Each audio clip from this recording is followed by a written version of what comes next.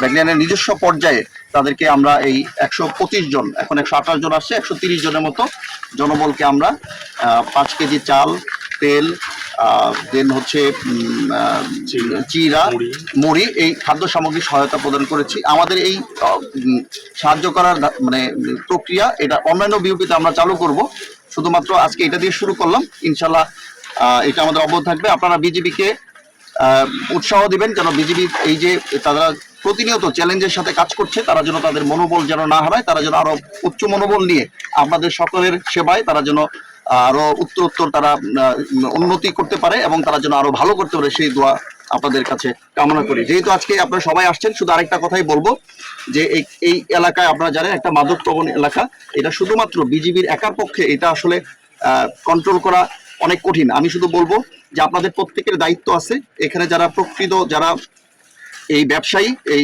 চোরা কারবারি, তাদের সম্বন্ধে আপনারা তথ্য দিবেন, তাদেরকে সামাজিকভাবে বয়কট করবেন এবং তারা কোন দিক দিয়ে কোন সময় এই কাজগুলা করে আমাদেরকে জানাবেন। আমরা আমাদের সর্বোচ্চ চেষ্টা করব তাদেরকে এই মাদক নির্মূল করার জন্য এবং এটা মাদক মুক্ত করার জন্য। আপনাদের সকলকে ধন্যবাদ।